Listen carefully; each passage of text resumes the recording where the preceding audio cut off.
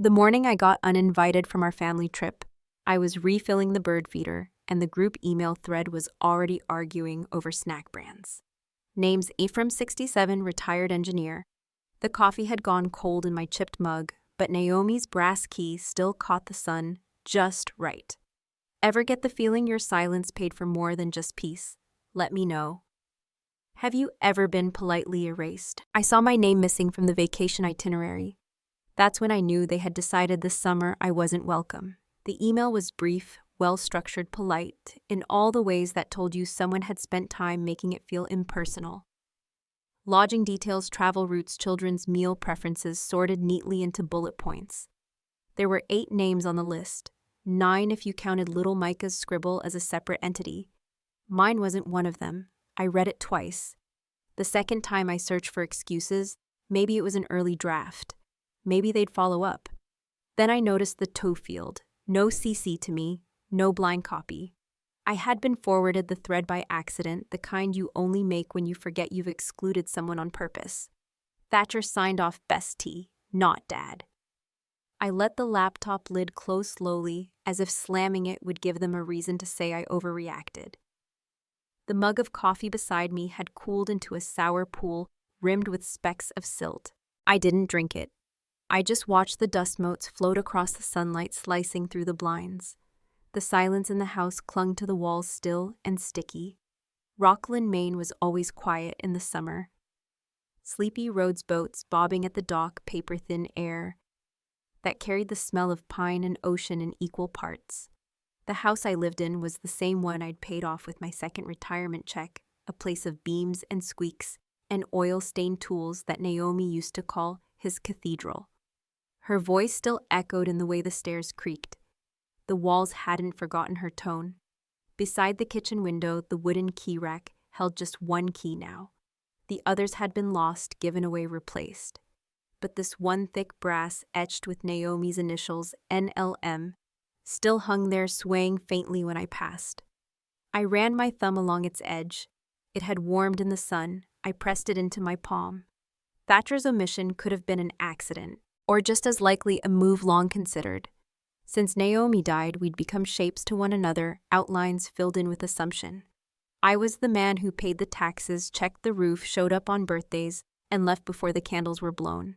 They were the ones who moved on. I walked to the desk Naomi used to write cards on. I had kept it untouched, not out of sentiment, but out of utility. The drawer still stuck halfway unless you gave it a tug on the left. Inside, yellowed envelopes and capped pens lived like tenants who paid their rent in dust. I didn't need to write anything, not yet. I needed to remember. 12 years ago, when Naomi had been first diagnosed, she and I had set up the Three Pines Legacy Fund. She was the planner. I was the notary with greasy hands.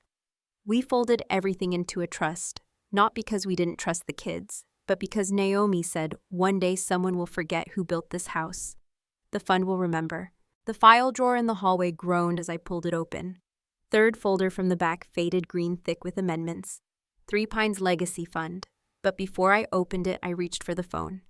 Get me the ownership file, I told Ruben, my attorney of 15 years. The one from the 2012 trust. All of it, I said. Every page. There was a pause. I take it your name wasn't on the cabin list? I didn't answer. I didn't need to. Instead, I slid the folder out. It smelled like old ink and lemon oil, the way Naomi used to wipe down everything wooden. I sat at the kitchen table, brass key still in hand, and waited for the light to shift just a little further west. Sometimes silence is the first reply in a long conversation. Gideon's garage still smelled like gasoline, and secrets a place where nothing electronic could hide. It was the kind of scent that clung to your clothes no matter how fast you walked through the door. Machine oil, singed rubber, the faint sweetness of pine-scented cleaner that Naomi had once teased him about, all of it still here. Just as Gideon himself was still here, hunching over the same bench he'd had since Reagan was president, sleeves rolled up and eyes narrowed over a hissing carburetor. You're not due for an oil change, he said, not looking up. I'm not here for the truck, figured, he muttered. You're wearing the good flannel. I walked in past the rust-stained counter, letting the door's jingle die behind me. The shop hadn't changed in decades. Shelves bowed under the weight of manuals no one read anymore. Every surface had a layer of dust over grease, like time had paused midway through fixing something. We didn't shake hands. Gideon didn't believe in unnecessary motion. Instead, he gestured a flick of his wrist to the back wall lined with filing cabinets. 4 drawers, high stickers faded from red to brown. Labels printed in black marker. 2010-2016. Septic and systems. Cabin logs. No folders on cloud drives, just metal and ink. I pulled open the drawer labeled 2010-2016. It gave a low groan, the kind of sound that warned you here be memories. The binder was thicker than I expected. Its cover had warped from summer humidity and too many Maine winters. Inside manila dividers separated years, and each year had notes penned in Gideon's blocky scrawl. June 2011. Roof leak fixed by Rye. Naomi's request. October 2012. Inspected chimney, no fire damage. Cost covered by EC. November 2013. Furnace replacement. Payment E. Cormac personal check. I flipped faster now, scanning invoices, scribbles in the margins, carbon copies of handwritten estimates. Naomi's name showed up rarely. My own appeared often. Payment confirmed. Personal funds. No reimbursement. I remembered none of it. The small acts blurred by years of living and dying. Gideon, I said, not lifting my head. How long have you been keeping these? He wiped his hands on a rag, so blackened it could have been velvet. Since Naomi brought in that rusted-out water heater and said, "Don't let Rye touch this without me knowing." He chuckled softly. She trusted you to fix things, but not to file the receipts. I ran my finger down a faded invoice from 2015. Furnace work again, duct replacement. My check number scrawled at the bottom along with a note, paid in full EC. Gideon bent under the workbench, yanked open a warped drawer, and pulled out a manila envelope. "This came in a few months ago," he said, handing it to me. "Colleen had it notarized at the county office. Don't ask me why she sent me a copy. Inside a duplicate deed. 2015. Naomi's signature soft and flowing. Colleen's beside it tighter, almost strained. Witness line blank. A note attached in Colleen's handwriting read, "For tax records only, no further action." "She didn't send this to me," I said. Gideon leaned against the bench. She didn't want to answer questions. People only CC lawyers when they're proud of what they've done. I folded the papers, slid them back into the envelope. My hand smelled like dry ink and oil, a smell I used to carry home on my clothes. Naomi had said it made the house smell alive. "You've been footing the bill so long," Gideon said quietly. "You forgot to collect the receipt." I didn't reply. He didn't expect me to. My feet took me to the shelf in the back, past a stack of Fender orders and out-of-print car manuals. The old blue-painted toolkit sat in the corner, its latch still held with a brass twist tie. Naomi painted that box herself one Saturday while I replaced shingles. She said it needed just a bit of dignity. I'd said nothing, but I never repainted it. I undid the tie and opened the lid. Inside, pliers, wrenches, measuring tape, worn to transparency. Beneath the tray, tucked flat like a treasure map, was a folded paper yellowed at the edges. I unfolded it halfway. It was Naomi's sketch. She'd drawn the property the summer Micah learned to walk. I remembered her hunched over the picnic table hair, tied back with a shoelace pencil in hand. Dad's lilacs she had written near the bushes I trimmed every spring. Micah's view she scrawled next to the dock. Rain barrel future garden circled twice. It wasn't a blueprint. It was a love letter in graphite. And I had almost forgotten it existed. The ceiling fan clicked above us as if it too was waiting. I folded the paper slowly and slid it into my coat pocket. Gideon watched, then returned to his wrench. "I'll need copies," I said. "They're yours, and originals, still yours." I turned to leave but paused at the door. The smell of oil and pine hung heavy in my chest, like a memory refusing to leave. "Thanks," I said. "Don't thank me," Gideon muttered. "Thank the paper trail. It never lies." Loralee looked at me like she'd seen a ghost. "You're back." She clutched a half-damp dish towel, arms folded against her chest as if bracing for wind or truth. Her white hair, pinned in a soft coil, had frayed from age and humidity. She stood on the threshold of the Three Pines house like a woman who remembered every soul who'd ever crossed it and every lie told outside it. "I wasn't gone," I said. She blinked, mouth pressing into a line, both fond and cautious. "Colleen said you'd moved to Arizona for the dry air." I stepped forward, brushing past the screen door. It wheezed and clattered shut behind me the way it always had. "I hate dry air," I said. "You know that." The living room was bathed in early light, pale gold stretching in long bands across the wooden floor. The lace curtains swayed slightly, coaxed by the sea breeze that crept in through half-cracked windows. Somewhere deeper in the house, a wall clock ticked faintly. Naomi's clock, carved from cedar driftwood, still ticking through time she didn't live to see. Lauralee didn't ask why I was here. She only turned shuffling into the kitchen. I followed each step, an echo of memories that refused to settle. The scent hit me before I crossed the threshold, lemon oil sugar cookies, and the faintest hint of sea salt. Everything smelled like Naomi. The room had not been rearranged. The old lighthouse-shaped cookie jar sat in its usual place on the counter, faded slightly, one chipped pane in the ceramic tower. Beneath it, a placemat with tiny doodles still visible. A sailboat, 2 coffee mugs, a lopsided son wearing sunglasses. "She used to draw while waiting for the kettle," Lauralee said softly. "Said it gave her hands somewhere to go." I nodded. My eyes traced the edges of the tile where Naomi used to place her feet while baking. The grout still held a faint coffee stain from when Micah knocked over her mug in 19. The stain hadn't been scrubbed out. Maybe no one had tried. "She left pieces of herself in every drawer," Lauralee continued. "Colleen avoids the kitchen, says it talks too loud." "She always thought this room had a memory," I replied. Lauralee glanced at me, a warmth tugging at the corners of her mouth, but she didn't smile. "Come, I think she left something for you." She led me past the pantry and to the side drawer near the back stairs. It stuck as it always had, and required a nudge upward and left. Inside, spools of electrical tape, a rubber-banded fuse box catalog, a number 2 pencil worn to the eraser, and a single folded piece of graph paper, thick, crinkled at the folds. I opened it slowly, a circuit diagram, hand-drawn, dated 2017. Breaker 1 lights. Breaker 2 water heater, leave alone. And near the bottom in Naomi's looping hand, "Don't touch Rye, fix this perfectly." She had underlined perfectly. I stood there still, paper trembling faintly in my hand. Rye. She never called me Ephraim. Said Rye sounded like someone who'd fix things in storms without gloves. Said it matched my stubborn wiring. I lowered myself into the chair by the porch-facing window, the one with the cracked leg I always meant to replace. The sea glinted beyond the tree line, soft ripples of blue-gray and silver. A gull cawed once, then silence. The blueprint was still in the drawer near the phone, or so I hoped.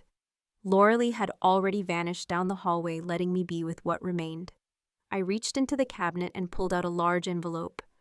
Inside, the old blueprint of the house drafted in 2012.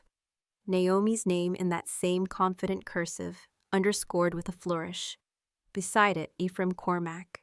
Not Rye this time. Formal, legal. I hadn't looked at it since we first filed the trust. I traced the signature with my thumb, the ink barely faded, still strong. My vision blurred, but I didn't wipe my eyes. The tears welled and fell freely, soaking into the corners of the paper. For a moment, the air seemed heavier, as if her presence had returned, anchored by ink and wood and time. I didn't speak. The paper spoke for me. Then Lauralee returned, holding 2 mugs. "Coffee," she said simply. "Not as strong as she made it, but it'll do." I took the mug, sipped, let the warmth root me back into the room. Lauralee didn't sit. Instead, she looked out the window, then at me. "You ought to know," she said, voice barely above breath. "They're talking about selling after the summer. No mention of you." The mug in my hand stilled. Outside wind brushed the lace curtain and a beam of light crossed the blueprint in my lap. I folded it carefully, precisely the way Naomi used to fold Micah's drawings to put on the fridge. The paper whispered as it closed, like it remembered too. "I'm not done here," I said. Lauralee didn't reply. She didn't need to. Reuben looked over his glasses, his voice low and precise. "So this isn't about revenge. It's about reminding them." I nodded, the amber in my glass catching the dim bar light like slow fire. I'm not trying to burn anything down. I just want to flip the switch. The harbor and hearth hadn't changed since Naomi and I first walked in '84. Same creaky floorboards, same stained tin ceiling, same smell of varnished salt and kitchen grease from an era when people smoked indoors and called it character. Jazz drifted from a half-working jukebox in the corner, a scratchy Ella Fitzgerald number that made the walls hum softly. We sat in the corner booth farthest from the bar, same booth Naomi and I had once claimed as ours on Friday nights. The leather was cracked, but held firm like the rest of this place. Reuben placed his briefcase on the table with a reverence reserved for altars and depositions. He flipped the latches, pulling out a stack of documents thick enough to build a fence. Every corner was tagged with fluorescent tabs, each color-coded to one of Naomi's legacy stipulations. She thought ahead, he said, scanning the top page. In 2012, she created the Naomi Merceau Legacy Fund, designated to own and maintain the Three Pines property for multi-generational use. Trustees herself and you, primary beneficiary, Micah pending responsible use, secondary community educational events. I took a slow sip of black coffee, strong bitter burnt, the way I liked it when reading fine print. And Colleen, I asked? He tapped a secondary deed with a paperclip. Tried to assign herself 40% in 2019, but since the trust was irrevocable, her claim is null unless it was ratified by the surviving trustee, which she never asked for. Exactly. I took a deep breath. My name was everywhere on these documents: executor trustee, owner of record, custodian of the physical land and its maintenance. Every seawall repair, every roof patch, every furnace installed with my checkbook. I wasn't some sentimental ghost. I was the damn owner. Reuben slid a brass pin off a document stamped in red. You're within your rights to call a property session, a family council, under the guidelines of the trust. Binding? He nodded. If properly noticed and documented, it's enforceable. No one walks away pretending they didn't know. I leaned back. The ceiling fan above us spun lazily. Somewhere behind the bar, ice shifted in a tray. I want to do this quietly, I said. No court filings, no emails, just one morning in one room. Documents, originals, no arguments, just facts. You'll get anger, he warned. I expect it. Anne Thatcher, I stared into my glass, watching the whiskey settle. He'll be there, but he won't hear it from me beforehand. Reuben studied me. So we're not playing offense, we're playing reveal. He reached into the briefcase again and handed me a yellow folder with Naomi's handwriting on the tab. Session protocols. She really did plan for this, I murmured, like I said ahead. Inside the folder, instructions for notice meeting agenda and a hand-drawn seating chart Naomi had sketched one quiet winter. My name at the head, Micah on her left, Colleen on her right. A line drawn between them with a small sunburst symbol, Naomi's shorthand for prepare for heat. She always knew how to read people, I said, lips curling at the memory. Reuben raised an eyebrow. And how to build in contingencies. I pulled out my phone, typed a message to Gideon. Bring the original blueprint. 11 a.m. sharp. Don't be late. 3 dots, then none. Message sent. The bar coaster under my drink had a faded ink swirl. I flipped it. The back still bore Naomi's handwriting in pencil. First date, Naomi's vodka tonic. 1984. I kept that, I said. She did. Reuben corrected. You just didn't throw it away. I stared at the coaster, then slipped it into my coat pocket. This wasn't a battle. It was a restoration. Reuben looked over his glasses, his voice low and precise. So this isn't about revenge. It's about reminding them. I nodded, the amber in my glass, catching the dim bar light like slow fire. I'm not trying to burn anything down. I just want to flip the switch. The harbor and hearth hadn't changed since Naomi and I first walked in '84. Same creaky floorboards, same stained tin ceiling, same smell of varnished salt and kitchen grease from an era when people smoked indoors and called it character. Jazz drifted from a half-working jukebox in the corner, a scratchy Ella Fitzgerald number that made the walls hum softly. We sat in the corner booth farthest from the bar, same booth Naomi and I had once claimed as ours on Friday nights. The leather was cracked, but held firm like the rest of this place. Reuben placed his briefcase on the table with a reverence reserved for altars and depositions. He flipped the latches, pulling out a stack of documents thick enough to build a fence. Every corner was tagged with fluorescent tabs, each color-coded to one of Naomi's legacy stipulations. She thought ahead, he said, scanning the top page. In 2012, she created the Naomi Mersault Legacy Fund, designated to own and maintain the Three Pines property for multi-generational use. Trustees herself and you, primary beneficiary, Micah, pending responsible use. Secondary community educational events. I took a slow sip of black coffee, strong, bitter, burnt, the way I liked it when reading fine print. "And Colleen?" I asked. He tapped a secondary deed with a paperclip, tried to assign herself 40 in 2019, but since the trust was irrevocable, her claim is null unless it was ratified by the surviving trustee, which she never asked for. Exactly. I took a deep breath. My name was everywhere on these documents, executor, trustee, owner of record, custodian of the physical land and its maintenance. Every seawall repair, every roof patch, every furnace installed with my checkbook. I wasn't some sentimental ghost. I was the damn owner. Reuben slid a brass pin off a document stamped in red. "You're within your rights to call a property session a family council under the guidelines of the trust. Binding." He nodded. "If properly noticed and documented, it's enforceable. No one walks away pretending they didn't know." I leaned back. The ceiling fan above us spun lazily. Somewhere behind the bar, ice shifted in a tray. "I want to do this quietly," I said. "No court filings, no emails, just one morning in one room. Documents. Originals. No arguments, just facts. You'll get anger," he warned. "I expect it. And Thatcher?" I stared into my glass, watching the whiskey settle. "He'll be there, but he won't hear it from me beforehand." Reuben studied me. "So we're not playing offense. We're playing reveal." He reached into the briefcase again and handed me a yellow folder with Naomi's handwriting on the tab. "Session protocols." She really did plan for this, I murmured. Like I said ahead. Inside the folder, instructions for notice meeting agenda and a hand-drawn seating chart Naomi had sketched one quiet winter. My name at the head. Micah on her left, Colleen on her right. A line drawn between them with a small sunburst symbol, Naomi's shorthand for prepare for heat. She always knew how to read people, I said, lips curling at the memory. Reuben raised an eyebrow. And how to build in contingencies. I pulled out my phone, typed a message to Gideon, bring the original blueprint. 11 a.m. Sharp, don't be late. 3 dots, then none. Message sent. The bar coaster under my drink had a faded ink swirl. I flipped it. The back still bore Naomi's handwriting in pencil. First date, Naomi's vodka tonic. 1984. I kept that, I said. She did, Reuben corrected.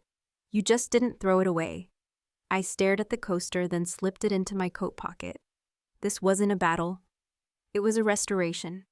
Thatcher opened the door mid-bite into a turkey sandwich. His mouth froze mid-chew. "Dad, what are you doing here?" I took in the scent of lemon cleaner, fresh bread, and tension, that sharp kind of sterile that tries to erase history. The house gleamed unnaturally as if it had been scrubbed clean of memories, but not the afterimage of what came before. I rang the bell, I said simply. He stepped aside awkwardly, sandwich half-wrapped in a paper napkin. "We weren't expecting. Colleen's just putting out lunch. I won't be long." The kitchen buzzed with activity, the low hum of a dishwasher, mid-cycle the clink of forks. Micah's soft humming as he rearranged a row of plastic trucks on the dining bench. Colleen stood at the island slicing cucumbers with a precision that looked rehearsed. She didn't look up, didn't know we sent an invite. I laid my leather folder on the table. The flap creaked open, revealing worn edges, yellowed receipts. A stack of documents with brass fasteners and a deed folded so often it bore the softness of cloth. No one spoke. Even the hum seemed to pause. "I brought something," I said. "Actually, a few somethings. Colleen glanced over her shoulder. We're about to eat. It won't interfere with your chewing. I unrolled the documents, slowly laying them out one by one, the maintenance logs from Gideon's shop, receipts from the furnace replacement in 2015, photos of the seawall repair Naomi had insisted on in 2012, with my signature scrawled at the bottom of the invoice, a screenshot printout of my financial dashboard dated precise, irrefutable. Thatcher hovered by the fridge, arms crossed. What's all this records, I said. History. Colleen wiped her hands, came closer, and leaned in. Her lips pursed as she read the property summary. Why hide all this until now? Because I replied evenly. I believe some things didn't need proving, she scoffed. And now you think they do? I looked around the table, at Micah's drawings taped to the fridge, at the old coffee ring still faint on the wood where Naomi used to sit, at the pale blue dish towel hanging from the oven handle, the one she embroidered with the words, "This home has a soul." I think silence starts to look like absence, I said. Even when you're right there. Thatcher stepped forward. This looks like an ambush. No, I said, an invitation. Late, perhaps, but deserved. Gideon appeared in the doorway as if conjured by timing and gravity. He held the rolled blueprint like a scroll from an older world. You have it, I asked. He nodded, stepped forward, and slid the blueprint across the table. The parchment uncoiled gently, the edges soft and browned. Naomi's signature, fluid, deliberate, caught the overhead light from the antique pendant lamp. It shimmered faintly, a quiet insistence that her hand still lived here. Colleen folded her arms tightly. So now what? You want us to apologize?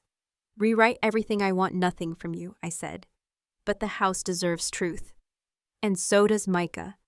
That's when I felt a tug at my sleeve. Micah stood beside me, his gaze on the open blueprint finger tracing the outline of the porch. His voice was small, but it filled the room. Is this the house Grandma called forever? The silence that followed was deeper than any courtroom. I knelt beside him. It is Micah. She built it for everyone, even when no one said thank you. He nodded, eyes wide. Then we should take care of it. Gideon exhaled slowly, the breath of a man who'd waited too long to see something set right. I stood. I'll be here at 11 a.m. tomorrow, I said. Same table. Anyone who wants to understand what comes next is welcome. Thatcher looked at Colleen. She didn't move. I reached into my coat pocket and left the original house key on the blueprint brass etched with NLM. It clicked softly against the table like punctuation. Without another word, I turned and walked toward the door. Behind me, Micah picked up the key. I heard it, not the sound, but the weight. Micah handed me the drawing like it was a signed declaration. Crayon on printer paper, edges curled sunbeam, catching faint fingerprints. That's you, he said, tapping the tallest stick figure. That's Grandma, and that's the porch swing. I blinked. The sun had shifted lower, throwing long amber lines across the floor. Dust hung like glitter in still air.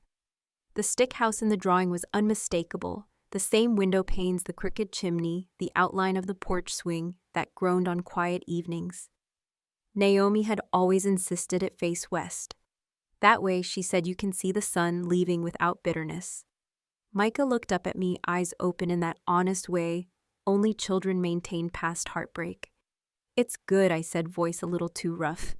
You even got my crooked shoulders right. He grinned and skipped off, leaving the sketch on the dining table like it had always belonged there. Colleen hovered near the living room archway, her eyes caught on the photo wall. Only a few frames remained, most removed, dust outlines left behind like ghosts. She didn't say anything, but her gaze paused at a missing frame near the center. That was our anniversary photo, I said. 89. Micah must have taken it down when he was playing. I don't think it was Micah, she said, then caught herself. It's just a lot of changes lately. I reached into my wallet, the leather faded soft at the folds, and pulled out the photo. It was a square Polaroid Naomi sitting on the porch swing, hair loose, bare feet propped up, smiling at me behind the camera. I'd scribbled a caption years ago in my sloppy print, July 4th, porch repairs done, fireworks pending. I placed it next to Micah's drawing. The resemblance was eerie, her posture, the curve of the swing, even the dog-eared corner. I never saw that one, Colleen said quietly. She asked me not to put it on the wall, I replied. Said some things were meant to live in wallets, not on display. Loralee appeared then, holding a small ivory envelope with an odd reverence. This came from the attic, she said. Naomi had taped it inside an old ledger, said to give it to you, but only if you were being forgotten. The handwriting on the front was Naomi's, fluid, familiar, unmistakable. If they forget him, remind them. I broke the seal with steady fingers. Inside was a letter 2 pages written in 2014. Naomi's voice echoed from ink and paper as vivid as morning birds. If this is being read, I imagine things have gone the way families sometimes do. Misheard intentions, assumed motives, quiet disappointments. I know Rye. He wouldn't defend himself. He never liked making noise. That porch swing? He built it when I was 6 months into chemo. Never asked for thanks. He just sanded the wood softer than my skin. This house is not bricks and roof lines. It's Rye's heart made of wood. If they forget that, remind them gently. But remind them. By the time I finished, no one moved. Colleen was seated now, her shoulders slack. Thatcher stood behind her, one hand resting on her chair, the other brushing his own jawline, like trying to rub away guilt. Micah reached forward and placed his drawing on top of the blueprint still on the table. It's the same, he said. See the porch, the swing, the 2 people. I nodded. You drew what matters. He leaned against my arm, small and solid. So, what are you going to do with the house? The question didn't come like a challenge, just curiosity. A child's desire to see what happens next in a story, where people still write letters by hand. I looked out the window. The salt-crusted glass blurred the edge of the horizon, but I could still see the water glinting with evening sun. The tide was out. Time to walk the beach, time to rebuild. I'm not sure yet, I said. But it'll stay standing, that much I promise. Micah smiled wide and content. Then he reached over and in that casual, irreversible way kids do, drew a 4th figure next to the others. That's me, he said. Because I belong here too. And just like that, the house felt full again. 3 Pines was louder than I'd ever heard it. Children's laughter scattered like gulls. Beach towels flapped from porch rails, and the smell of charcoal drifted up from the barbecue pit. Somewhere someone had rigged a speaker to the porch light and let it play soft jazz on a loop. Naomi would have hated the genre, said it wandered too much, but she'd have loved the chaos of it all. The house wasn't quiet anymore. Micah ran barefoot through the front yard, chalk dust on his hands, his shirt stained with grape popsicle. He waved at me as he skidded to a halt near the swing. We made name signs, he said. Everyone has one. A girl with a cast on her arm showed me hers. She'd written her name, Eliana, in careful block letters, the E backwards. The chalk was pink. The smile was not. They'd drawn suns too, and fish and something I suspected was supposed to be a seal, but looked suspiciously like a potato. I smiled because I remembered. In 1990s, Naomi taught a group of summer kids to paint their names on clamshells. She said names on stone outlast paper. But names and kindness outlast both. Loralee passed by, carrying a tray of lemonade. You're smiling, she said. Don't report it, I replied. She leaned in, voice low. This is what she meant, you know. Not a monument. A porch full of mess. I know, I said. That's why I kept the swing. The swing groaned as Micah and Eliana climbed onto it, legs dangling. They didn't need it to move fast, just enough to creak. I stepped inside. The living room smelled of old books and sunscreen. Someone had propped open a window. The sea breeze fluttered the lace curtain Naomi once hemmed by hand. Her collection of novels had been placed in bins, accessible, not precious. A young woman sat cross-legged on the rug, reading Island of the Blue Dolphins aloud. 3 kids leaned in spellbound. I could hear Naomi's cadence in the way she'd once read the same book, her voice low. On the scary parts, playful on the sea lions. On the hall wall, a wooden sign hung above the doorframe, carved simply Naomi's porch. Not showy, not central, just there waiting to be noticed. I moved to the built-in cabinet beside the fireplace, opened the small drawer with the curved iron handle. Inside lay a square glass box, and within it the brass key. etched initials still visible, NLM. I closed the lid and sealed the box with a small clasp. Then I tucked it beneath a blue cloth and whispered, "It's yours, Naomi." And now, everyone's. My journal sat on the corner of the windowsill. I picked it up, flipped past sketches, drafts, old plumbing notes written in haste. A blank page waited.